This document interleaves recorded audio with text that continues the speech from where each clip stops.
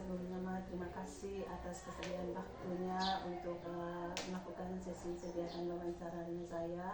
Sebelumnya saya akan memperkenalkan nama saya. Nama saya Emiliana Darling, calon guru penggerak angkatan 10 Kabupaten Manggarai dari SMP Negeri 9 Ruteng.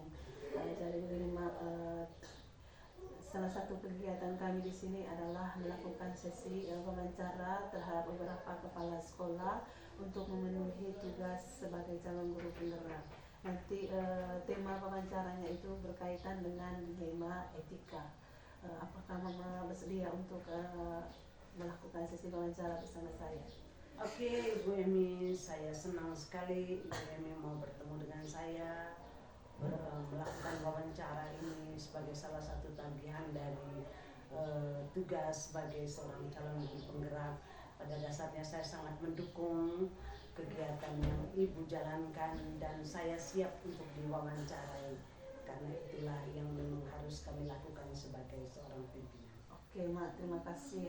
Jadi selama Mama menjadi seorang pemimpin ini, tentu di sekolah itu ada situasi yang mungkin menurut Mama itu adalah sebuah dilema etika yang mana sulit sekali untuk mengambil keputusan karena ada beberapa faktor lainnya.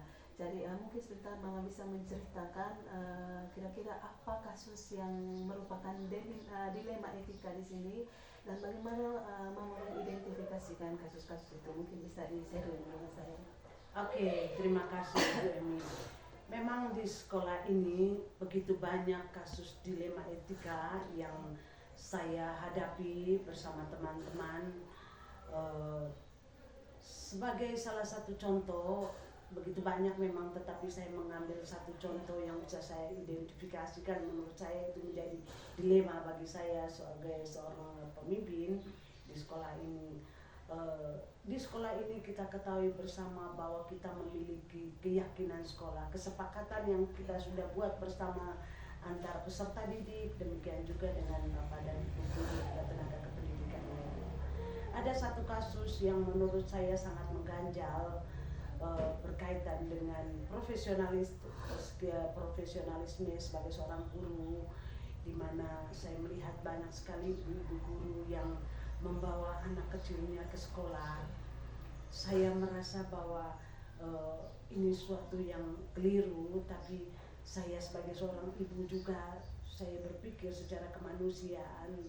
Saya tahu bahwa mereka mungkin memang sebenarnya tidak merasa nyaman untuk membawa anak-anak mereka ke sekolah, tetapi karena sesuatu dan lain hal tidak ada yang menjaga di rumah demi kenyamanan, kecemasan terhadap apa yang akan terjadi dengan anak-anak kalau ditinggal di rumah, maka mereka membawa ke sekolah. Itulah dilema yang selama ini salah satu yang saya hadapi di tempat pendidikan. Oke, baik sekali Mas. Setelah saya mendengar cerita dari Mama tadi bahwa di sekolah ini sudah ada yang namanya kesepakatan sekolah, tetapi di sisi lain bahwa ada kasus yang mana banyak guru yang membawa anaknya di sekolah, dan justru disitulah dilema etika yang menurut Mama itu sulit untuk diputuskan. Baik Mama, bagaimana Mama menjalankan pengambilan keputusan ini? Terima kasih atas pertanyaannya. Dalam situasi seperti ini, saya tidak langsung serta-merta untuk menegur ibu guru yang membawa anak-anaknya ke sekolah, tetapi saya membicarakan dulu bersama dalam rapat dewan guru. Saya ingin mendengar dari teman-teman guru bagaimana solusi yang terbaik terhadap dilema yang bukan hanya saya yang hadapi, tetapi tentu saja akan menjadi berdampak tidak baik bagi lembaga pendidikan ini, karena merasa terganggu dengan kehadiran anak-anak di dalam sekolah mengikuti orang. Jadi saya mengambil inisiatif untuk mengadakan rapat bersama dengan teman-teman guru. Berarti di sini tadi Ibu pimpinan mempertimbangkan nilai-nilai kebajikan atau nilai-nilai moralnya di sini. Lalu bagaimana langkah-langkah atau prosedur dalam pengambilan keputusan ini? Baik, pertama kami membicarakannya di dalam rapat, lalu setelah mendengar berbagai masukan dari Bapak Ibu guru, dari teman-teman sekalian, dicapailah kesepakatan. Lalu hasil dari kesepakatan itu kemudian saya selaku pimpinan menyampaikannya secara personal, mendekati ibu-ibu yang dimaksud sehingga bisa tercapai kesepakatan yang tidak membuat dia merasa tidak nyaman, tetapi senantiasa berpikir tentang nilai kebajikan, nilai moral dari setiap kebijakan yang kita sudah sepakati bersama. Oke, kalau saya simpulkan tadi bahwa segala keputusan itu harus melibatkan seluruh stakeholder. Lalu menurut Ibu pimpinan ini seberapa pentingnya menghadirkan Bapak dan Ibu guru selain Ibu sendiri yang memutuskan di sini? Oh, sangat penting karena saya berada di sini bukan karena saya sendiri, tetapi dukungan dari Bapak Ibu guru itu menjadi suatu modal dasar yang penting sehingga keberlangsungan sebuah lembaga pendidikan itu adalah atas dasar kolaborasi dari setiap Bapak Ibu guru, dari semua stakeholder, dari lingkungan yang ada di sini juga, sehingga kita semua boleh tetap bertahan melakukan kegiatan belajar mengajar dengan baik karena kerjasama yang baik. Kemudian dari kegiatan yang sudah dilakukan tadi melibatkan seluruh stakeholder, apakah langkah-langkah yang diambil itu dapat membantu penyelesaian masalah atau efektif tidak langkah-langkah yang digunakan? Sejauh ini langkah-langkah yang sudah kami lakukan itu sangat efektif. Saya melihat dengan pendekatan secara personal setelah melakukan rapat bersama dengan guru, akhirnya lama-kelamaan satu masalah itu bisa terselesaikan dengan baik. Ibu guru yang sering membawa anaknya pun sudah mulai berkurang, walaupun tidak sama sekali, tetapi mulai berkurang, dan puji Tuhan itu semua karena kerjasama yang baik. Ya, berarti di sini Bu langkah-langkah yang dilakukan itu sudah efektif, bahkan sudah berhasil dipraktikkan dalam pengambilan keputusan itu sekalian. Lalu apakah dalam setiap keputusan itu pernah tidak mengalami sebuah tantangan atau kesulitan sebelum keputusan itu diambil? Apakah itu dari Ibu pimpinannya sendiri ataukah dari pengalaman Bapak dan Ibu guru yang lain selama kegiatan pengambilan keputusan itu? Setiap masalah memang selalu ada positif dan negatifnya. Bahwa dampak dari sebuah keputusan itu tentu saja akan berdampak negatif dan positif. Tantangan yang dihadapi itu selalu ada, tetapi saya percaya dengan kolaborasi kerjasama yang baik, setiap tantangan itu menjadi suatu motivasi untuk kita bisa melangkah.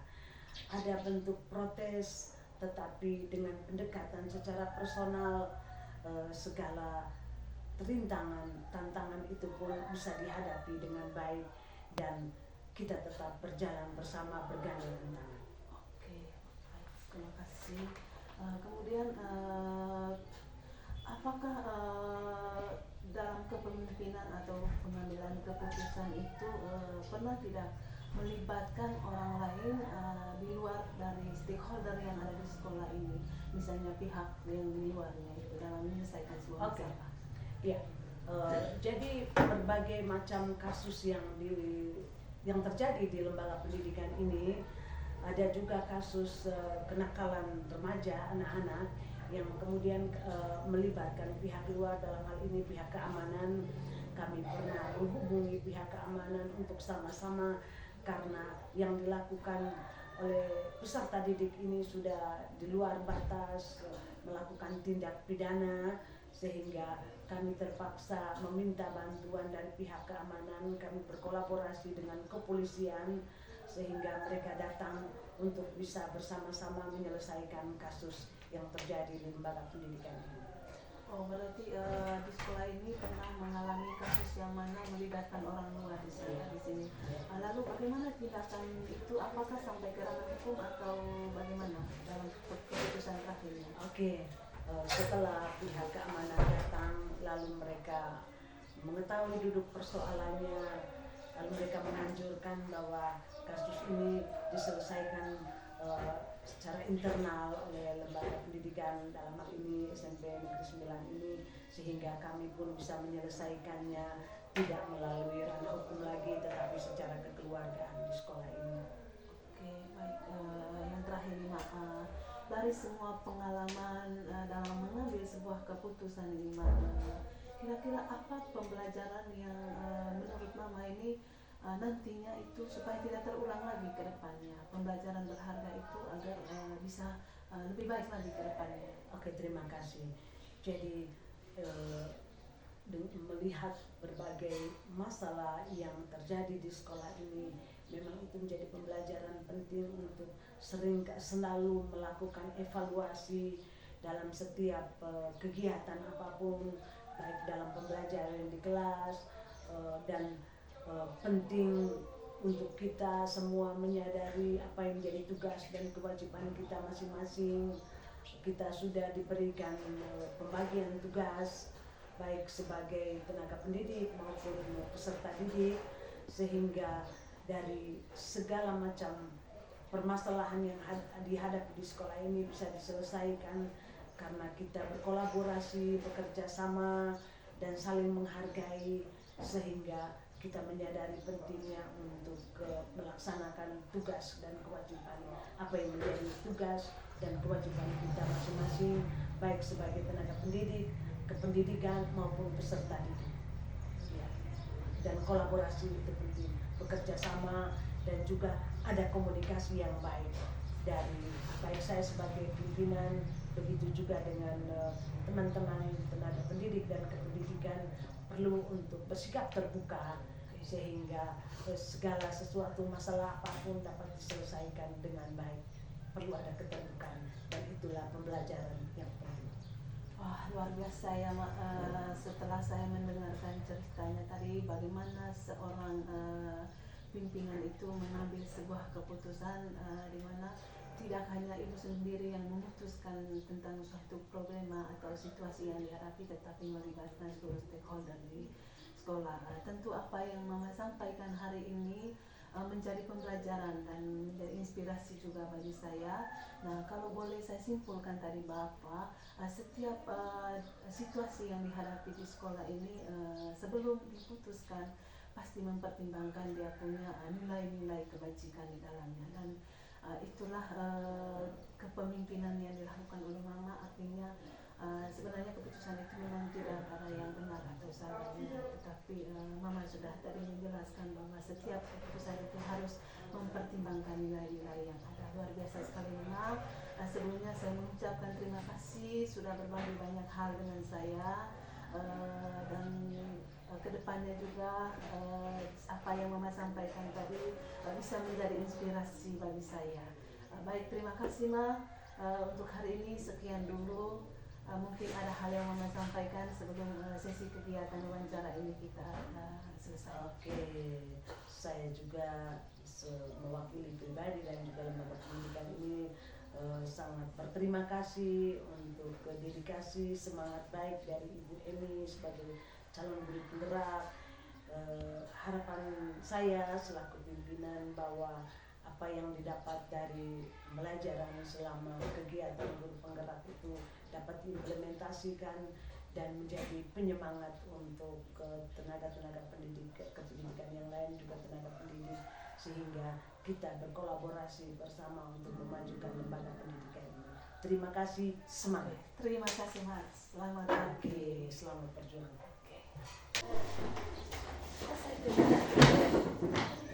Selamat pagi Bunda. Selamat datang. Oke, terima kasih Bunda. Baik Bunda, sebelumnya saya ingin memperkenalkan nama dulu. Nama saya Emiliana Darling, saya calon guru penggerak angkatan 10 Kabupaten Manggarai, dan sekarang saya mengabdi di SMP Negeri 9 Beteng. Jadi sebelumnya saya mengucapkan terima kasih banyak sudah bersedia untuk saya melakukan sesi kegiatan wawancara. Ya, jadi di sini saya ingin memenuhi tugas saya sebagai calon guru penggerak untuk mewawancarai beberapa kepala sekolah. Ya, jadi terima kasih banyak untuk waktunya, Mbak. Jadi di sini saya akan mengajukan beberapa pertanyaan sebenarnya berkaitan dengan situasi yang ada di sekolah. Terlebih khusus bagaimana mengambil sebuah keputusan dilema etika yang terjadi di sekolah ini. Yang pertama, Mbak, pernah tidak selama Mama menjadi kepala sekolah atau pemimpin, pernah tidak mengalami sebuah situasi di mana situasi ini membuat kita menjadi dilema untuk memutuskan apakah keputusan itu bijak untuk dilakukan atau seperti apa nantinya. Mungkin Mama bisa menceritakan di sini. Pertama-tama juga Ibu, saya ucapkan terima kasih karena Ibu bersedia untuk mengunjungi sekolah kami hari ini. Terima kasih. Jadi dilema yang kami hadapi di sekolah itu memang ada banyak. Itu dilema itu tidak merugikan sekolah, tidak merugikan lembaga, dan sudah tidak merugikan orang tua atau siswa. Dan kalau ada dilema atau masalah itu, pertama-tama itu kami di sekolah itu melakukan diskusi, ambil keputusan rapat bagaimana cara untuk mengatasi dilema. Oke, baik sekali, Mak. Jadi setiap keputusan ini, Mak, untuk menyelesaikannya harus melalui rapat para guru. Baik, Mak. Setelah adanya masalah tadi kan Mama sudah sampaikan bahwa segala keputusan itu tidak sendiri Ya, tetapi melibatkan stakeholder yang ada di sekolah. Bahkan juga kami memanggil misalnya kalau masalah dengan anak itu kami memanggil orang tua. Oke. Lalu bisa tidak, Mak, memberikan contoh konkret kira-kira masalah apa yang pernah membuat itu menjadi sebuah dilema di sini? Ada tidak masalah? Dilema yang masalah yang kami hadapi hampir setiap tahun itu masalah mengenai penerimaan murid baru. Walaupun kami itu ada aturan penerimaan murid baru umurnya mulai 4 sampai 6 tahun, tetapi karena kami peduli dengan anak, kasihan dengan anak, dengan orang tua, apalagi kalau mereka sudah datang mengeluh di sekolah, anaknya menangis mau datang sekolah, mau ketemu teman-teman dengan ibu gurunya, mau belajar bersama, sehingga kadang-kadang itu anak yang di bawah umur 4 tahun, yang 3 tahun 10 bulan itu kami terima di sekolah. Berarti itu yang menjadi dilema itu utama. yang menjadi dilema. Kami sudah ada aturan, tetapi karena kami peduli dan cinta dengan itu anak, terpaksa kami terima. Ya, berarti di sini mempertimbangkan dari berbagai nilai-nilainya. Yang pertama itu kemauan dari anak bahwa dia itu mau belajar, mau berkolaborasi dengan teman. Tetapi kalau misalnya dilihat dari aturannya di sini aturannya tidak bisa. Berarti karena ada nilai kita di dalamnya sehingga memutuskan untuk terima. Jadi sulit juga ya, Mbak. Lalu bagaimana langkah-langkah atau prosedurnya di sini, Mbak? Apakah berhasil tidak ketika kita ambil sebuah keputusan ini? Berhasil mengambil keputusan, anaknya juga macam itu tadi. Semangat juga datang sekolah, hanya itu saja. Dia itu tidak terdaftar di Dapodi. Oke, berarti itu resiko dari sebuah keputusan. Anaknya itu tidak terdaftar di Dapodi karena memang sudah ada rapat abang dengan orang tua itu tadi. Berani masuk anak TK itu berarti belum terdaftar di Dapodi. Tunggu pas umur baru. Berarti tadi kan Mama sampaikan bahwa untuk mengambil sebuah keputusan ini harus melibatkan seluruh bapak dan ibu guru misalnya.